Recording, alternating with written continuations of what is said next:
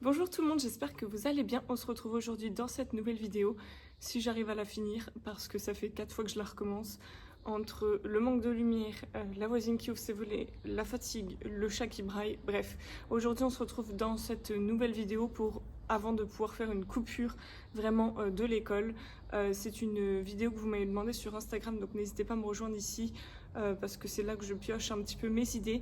Aujourd'hui, on va parler de ce qu'on peut préparer pour sa première rentrée, donc que ce soit en tant que PES ou en tant que T1, parce qu'il y a des choses différentes à savoir, à préparer. C'est une liste non exhaustive, hein, bien sûr, mais la liste des choses que moi, je prépare, etc. Donc voilà. On va commencer tout de suite par, une fois qu'on a eu notre affectation, essayer de contacter un maximum au plus vite l'école, soit par adresse mail, soit par téléphone, soit sinon sur Facebook, il existe des groupes d'enseignants. Moi je sais que ça s'est beaucoup fait comme ça, où on se recherche, voilà, j'ai été nommé machin, je cherche les collègues, etc. Maintenant les réseaux sociaux, quasiment on va trouver au moins une personne de l'équipe. Donc voilà, essayez de contacter au maximum l'école au plus vite pour peut-être la visiter, peut-être récupérer les clés, se renseigner si ce sont des 4 jours ou des 4 jours et demi au niveau des écoles. Essayer d'avoir son niveau de classe, ça ce serait vraiment bien d'avoir son niveau de classe avant les vacances. Si on l'a pas, bah tant pis on déconnecte, mais c'est vrai que sinon ça peut être vraiment pas mal. Et puis voilà, toutes les petites informations qu'il peut y avoir autour, plutôt vous les avez, mieux c'est pour vous, je pense. Donc voilà, une fois qu'on a pris contact avec l'école, qu'on a notre niveau de classe, etc. Moi, ce que je vous propose d'organiser, c'est d'abord votre tableau des 108 heures. Vous avez 108 heures à faire, à devoir à l'État, entre guillemets, qui sont pour tout un tas de choses. Donc moi en fait, pour cette année, l'année dernière, j'avais le planeur de Mais que fait la maîtresse. Cette année, je fais moi-même un petit peu à ma sauce avec ce que j'ai besoin. Donc au niveau des 108 heures, il vous faudra préparer un truc sur les 36 heures d'APC. Alors, clairement, on les dépasse les 108 heures, donc je ne vous dis pas de les écrire dans le but de après refuser des heures en mode je les ai déjà faites, mais si on vous demande pour une quelconque raison des explications ou du quand est-ce que vous l'avez fait, etc., ben voilà, au moins c'est écrit noir sur blanc. Je sais que moi l'année dernière, dans mon école, on me demandait chaque fin de période un tableau récapitulatif avec les enfants que je prenais en APC, quelles compétences, quels horaires, etc. Donc dans les 108 heures, vous avez 36 heures d'APC, vous avez 24 heures de travail en équipe, les liaisons entre cycles, la relation avec les parents, alors ça c'est celui qui explose à chaque fois. 18 heures d'animation pédagogique ou de formation continue, donc ça en général c'est des plans de formation, des plaquettes que vous avez soit en fin d'année si jamais vous restez dans le même circo, moi je les ai déjà à peu près pour l'année prochaine, soit sinon en début d'année. 6 heures de conseil d'école, 24 heures d'identification des besoins, des organisations, des APC, etc. Donc moi je vous conseille déjà de prendre un espèce de cahier, je ne sais pas, un tableur, je ne sais pas quoi, mais de préparer déjà ces colonnes, parce que dès que la rentrée, les réunions de pré-rentrée, tout ça, ça doit être noté pour pouvoir entre guillemets justifier un peu vos heures si jamais on vous le demande. Ensuite, la deuxième des choses à faire pour moi, c'est de choper la liste des élèves, donc via Onde, donc par le directeur ou la directrice, de choper la liste des élèves et en même temps de voir s'il y a déjà eu une commande de fête. S'il n'y a pas de commande, c'est à vous de la faire. S'il y a déjà eu une commande, bah, c'est à vous de vous adapter. Moi, pour mon année de PES, clairement, tout était déjà fait, donc j'ai dû m'adapter avec les supports qu'on m'a dit que je devais utiliser. L'année dernière, même chose, je suis arrivée en classe, elles avaient déjà fait les commandes, donc j'ai dû m'adapter. Par contre, cette année, comme je garde ma classe, c'est moi qui fais mes commandes, et donc je me débrouille et je fais par moi-même. Mais c'est bon à savoir, parce qu'en général, les commandes, elles doivent être faites assez vite via la mairie. Donc voilà, si elles n'ont pas été faites, en général, soit ils vous disent de le faire genre pour la première quinzaine de juillet, soit sinon après il faut attendre fin août parce qu'il n'y a pas forcément quelqu'un pour rattraper les commandes. Donc voilà, c'est à poser la question. Ensuite, préparer tout ce qui est page de garde de cahier du jour, page de garde de cahier de maths, de cahier de français, de classeur, de je ne sais quoi, tout ce qui est organisation, savoir si vous avez un classeur, mais est-ce que ça va être un classeur de maths, un classeur de français, un cahier du jour ou un cahier maths français, ou voilà, tout ce qui est page de garde, etc., on peut déjà les préparer. Même chose pour les progressions, programmation, je vous renvoie à la vidéo, je sais pas où il est le i, quelque part dans le i, je vous renvoie à la vidéo sur la différence entre les deux, mais en gros la progression, vous allez prendre, évidemment pour les construire il faut lire au moins une fois les programmes. Voilà, il faut s'y coller au moins une fois, et dire, bah voilà, période 1, donc entre telle vacance et telle vacance, je vais faire tel chapitre, tel chapitre, tel chapitre, etc. Donc ça, c'est une progression. Et la programmation, ça va être vraiment à l'intérieur d'une période. Semaine 1, je vais faire ça. Semaine 2, je vais faire ça. Semaine 3, je vais faire ça. Sachant que ça peut encore bouger. Moi, j'en avais fait une pour toute l'année. Et clairement, elle a bougé. On avait du retard, on avait de l'avance. Donc, c'est modulable. Ça dépend de vos élèves. Moi, j'ai la chance, c'est que l'année prochaine, je connais, sur mes 25 élèves, j'en connaîtrai 19. Donc j'ai 6 nouveaux que je connais de par mon collègue, mais voilà, je sais exactement qui aura besoin de quoi. Dès la rentrée, je pourrai m'y mettre.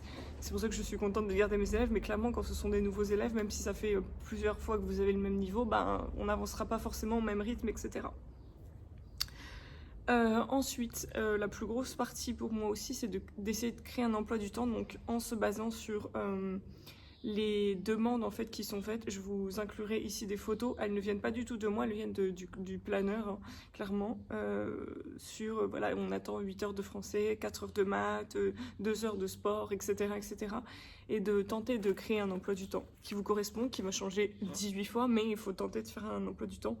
Moi, je sais que le mien a beaucoup changé, il n'est pas encore prêt pour la rentrée parce qu'avec 3 niveaux, je galère un petit peu à rentrer bien dans les cordes et à tout synchroniser, mais voilà, c'est bien de commencer à faire un emploi du temps. Ou alors, si vous êtes PES et qu'on vous impose un emploi du temps, ou alors de demander, voilà, toi, pour le gymnase, tu auras tel créneau de sport, donc en fait, il faut déjà que tu cases le sport à tel moment, et du coup, tu cases le reste, voilà. Sachant que... en général, les conseillers pédagogiques n'aiment pas qu'on case que le français et les maths le matin et le reste l'après-midi. Voilà, je me suis déjà fait prendre la réflexion plusieurs fois, donc je vous le dis, on peut varier et ne pas mettre que français, maths le matin, etc. Surtout qu'il y a des créneaux où ils sont plus concentrés que d'autres. Avant midi et en début d'après-midi, on les perd un peu plus que aux autres créneaux. Ensuite, ça va avec la liste des élèves, on peut préparer son cahier d'appel. Le cahier d'appel, c'est super important. Moi, cette année, je l'ai mal rempli et du coup, ma conseillère péda m'a dit qu'il fallait vraiment correctement le remplir. Moi, j'avais écrit nom, prénom. Et après, clairement, j'avais utilisé les colonnes genre date de naissance, lieu de naissance, etc. pour écrire mes informations à moi. Et en fait, j'ai dû refaire une photocopie et la remettre dedans parce qu'il les garde je ne sais combien d'années. Et du coup, il faut absolument écrire nom, prénom, date de naissance, tout ça, tout ça. Il faut tout écrire dedans, le remplir correctement. Et sur les côtés, après, vous avez des colonnes, taux de présence, taux d'absence, etc. C'est chiant à calculer, mais il existe des sites internet tout faits où vous comptez le nombre de demi-journées qu'il y a eu dans le mois de présence et ensuite vous comptez vos absences et il vous calcule tout et vous remplissez avec les pourcentages. Le cahier d'appel, il est à signer tous les mois et à faire signer à la directrice aussi tous les mois ou au directeur tous les mois et ensuite à chaque fin d'année, il est entassé dans un coin pour je ne sais quoi, mais ils doivent être gardés, donc voilà, faites-le bien dès le début, c'est un petit conseil. Ensuite, si jamais vous avez le temps, peut-être un petit cahier du remplaçant, c'est-à-dire un petit... moi, je sais que ça va rester à l'école. Mais par exemple, un petit truc comme ça avec des informations. Je vous mettrai la trame sur le blog si jamais ça vous intéresse, avec qui est la directrice ou le directeur, les collèges, l'inspection, le CPC, le numéro de la psy scolaire, de l'infirmière scolaire, la mairie, l'inspectrice ou l'inspecteur. Le médecin scolaire, autres, etc. La liste des élèves, qui a un PAI, qui a un PPRE, qui a un PAP. Pareil, hein, je vous mets dans le i si jamais les acronymes ne vous parlent pas du tout. Toutes ces petites informations-là qui font que quand on doit être remplacé, si jamais c'est pas prévu, parce que moi c'était prévu 2 fois, ça m'est arrivé une fois cette année, une fois l'année dernière, mais c'était prévu. Mais sinon, quand c'est pas prévu, voilà, ça peut toujours être utile. Ou sont rangés au cas où les médicaments en cas de PAI. Peut-être un plan de classe si jamais vous en avez un, même si moi il a changé, vous me connaissez, ça a changé 45 fois de place, mais voilà, un plan de classe peut-être, des petites choses comme ça. Et puis ensuite passer à tout ce qui est mots pour la rentrée. On n'y pense pas forcément, mais franchement c'est pénible de le faire à la pré-rentrée. Donc moi je les ai déjà fait, voir s'il y a déjà des fiches de renseignement qui existent déjà dans l'école, et dans ce cas là vous faites des photocopies, vous les distribuez en début d'année. Les fiches d'autorisation pour les prendre en photo, pour les images, les droits d'auteur, etc.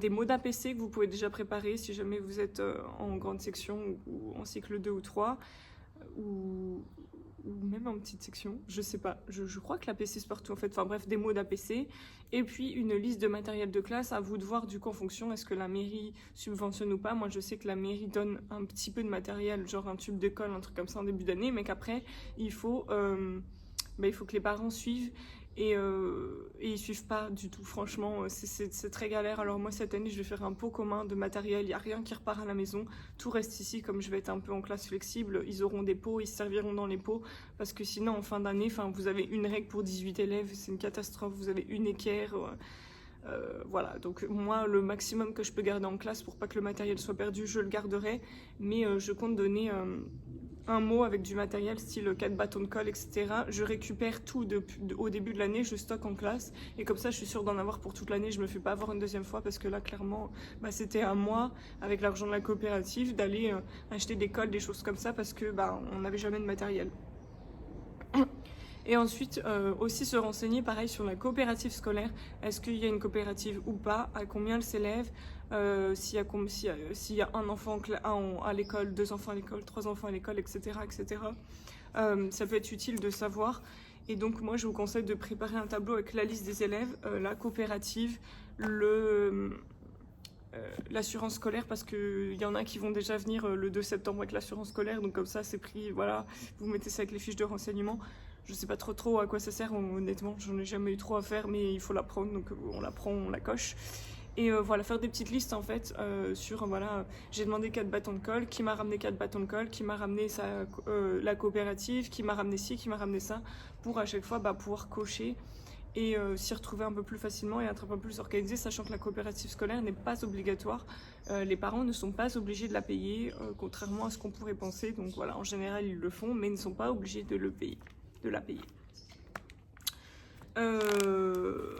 Voilà ce que je pourrais vous dire sur comment préparer après la rentrée. Si on veut s'avancer, on peut commencer à faire des séquences, voilà, une séquence de sciences, une séquence de machin.